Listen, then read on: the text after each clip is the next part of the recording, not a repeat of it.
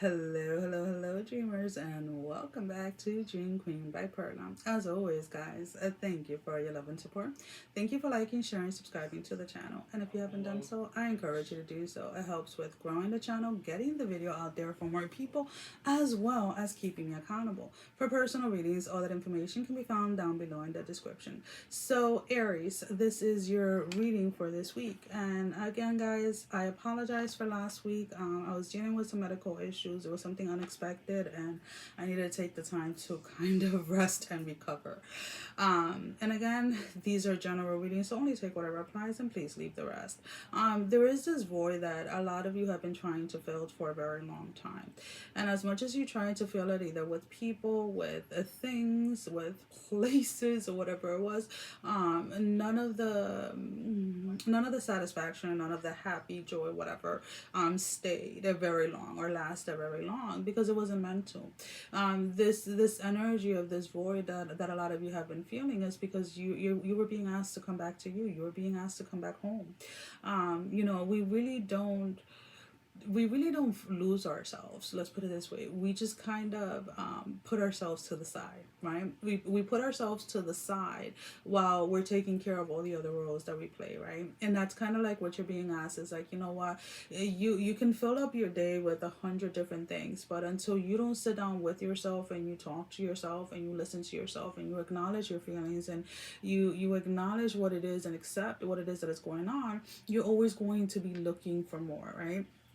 And then it's almost kind of like some of you are asking, well, is there such a bad thing as wanting more? No, there's nothing bad with wanting more, but the question here is, are you wanting more? Are you doing more because you are avoiding or running away from something within yourself, right? Something that needs attention, right? I could use my own personal recent experience, right? Where there was a new medication that came out for people with narcolepsy, especially those that have cataplexy, which I was diagnosed with, right? And cataplexy, if you guys don't know, is when you lose control of your muscles while you are awake. So it's almost kind of like sleep paralysis, but while you're awake.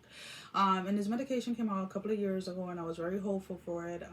And my doctor was like, we're going to wait a while. We're going to wait a while. And I kept on saying, like, okay, so finally she agreed. And I'm like, yeah. And something inside of me was just like, Perla, don't go down that road. Perla, don't go down that road. But my wanting to feel that void of wanting to have one thing, right? One medication that would actually work without trying to kill me overtook what I was telling myself, which was don't try it. And I did, and I gave it a couple of days, and a couple of days almost killed me. Let's just put it that way, to that extent, where the side effects started almost immediately. They were very mild the first and second day, but by the third day it was like full blown. Like I couldn't get out of the bed. It was horrible. I lost half my hair.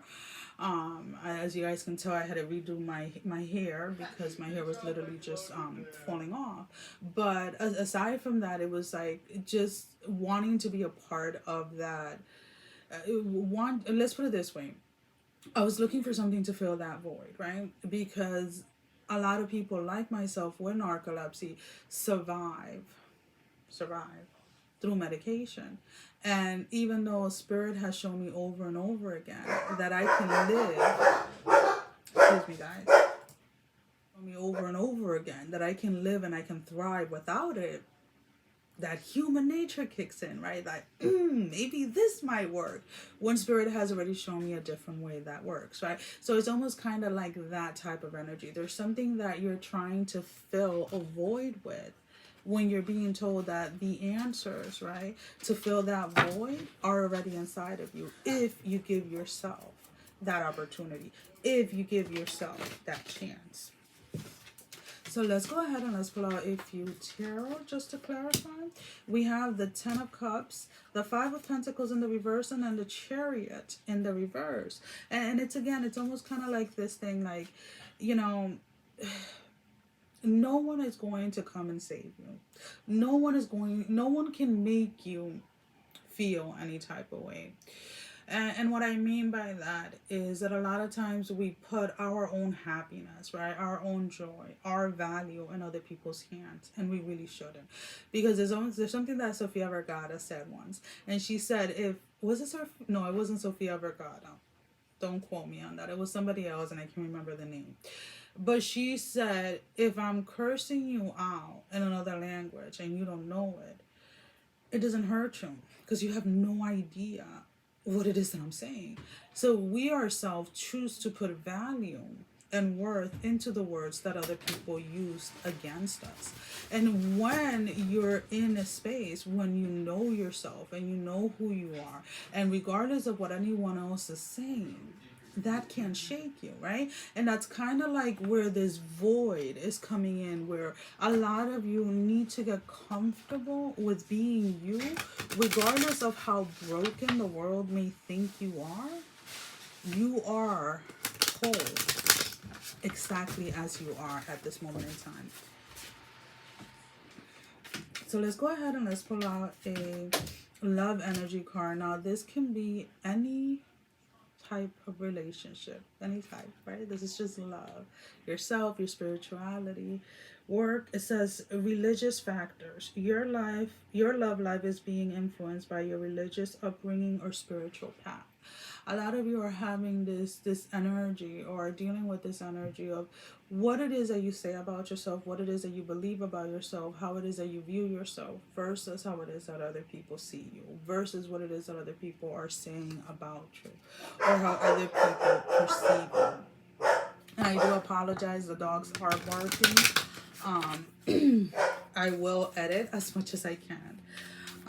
But it's almost kind of like, listen to you, listen to who you are, and then show up as that.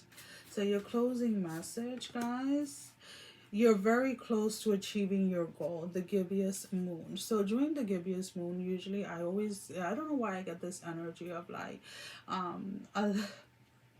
a lot of like bubbling. I don't know why, but there's almost kind of like, when you're bringing water to a boil because you're gonna like cook pasta or whatever it is, and it's like the water has to be at that boiling point before you can go ahead and throw the pasta in. It's almost kind of like that energy, like everything within you is bringing you into this energy where you finally allow yourself to pay attention to yourself, or you finally allow yourself to accept yourself just as you are. And when you finally learn to shut off what everyone else is saying. Well, guys, that is all that I have. Sending every single one of you love, strength, and blessing, guys. Take care. Love you all. Bye-bye.